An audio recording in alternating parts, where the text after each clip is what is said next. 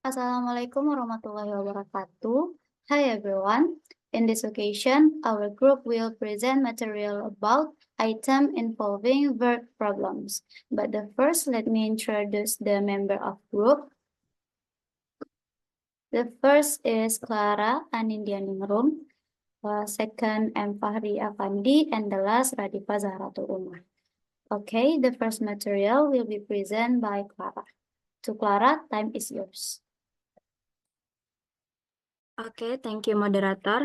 So I will explain about the items involving verb problems. There are five the problems. The first one is the verb is not really a verb. So what it means?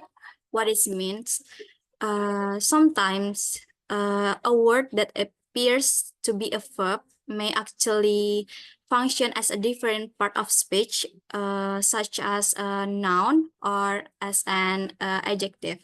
Used alone, an infinitive, gerund, or participle cannot be a main verb. Maybe for example, the running is fun. So the running acts as a noun gerund instead of a verb. The second one is the verb is active but should be passive, or it is passive but should be active. If the subject of the sentence performs the action, the verb must be in the active voice. If subject of the sentence receive the action, the verb must be in the passive. So the use of active, not yet. Back to the okay.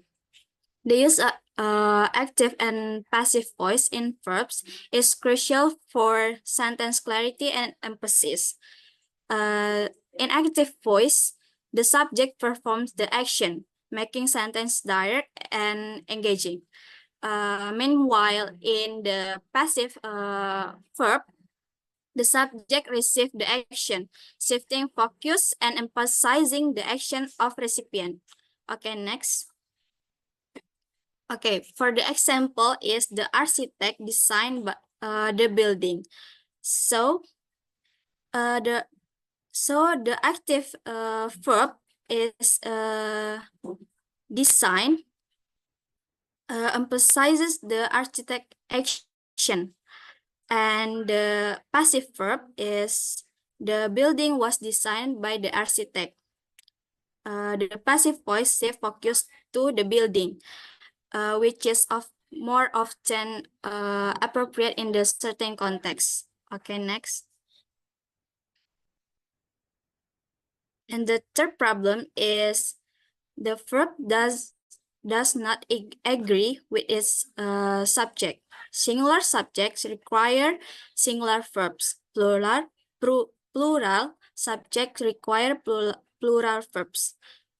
So for the example, the incorrect sentence is the cat ran outside. Meanwhile, the correct sentence is the cat runs outside.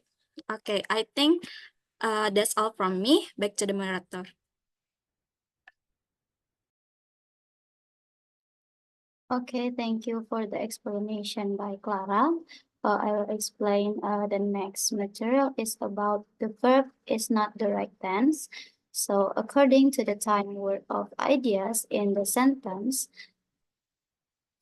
so some sentence, we should make sure that verb tense like past, present, and future match the time mentioned in the sentence. So for the example, for incorrect sentence, yesterday she runs to the store, but we not use runs in the past. So we use yesterday she ran to the store. The next is about an unnecessary element comes before the verb. So sometimes unnecessary words like pronoun, there are he, she, and it, or relative pronoun, who, which, or conjunction like and, but, and so on. It's maybe used unnecessarily before a verb in some sentence. For the example, she is running fast is a correct sentence, but for example that's wrong, we use she is double, like she is running fast. It is false because we use double personal pronouns. Okay, the next is sample item.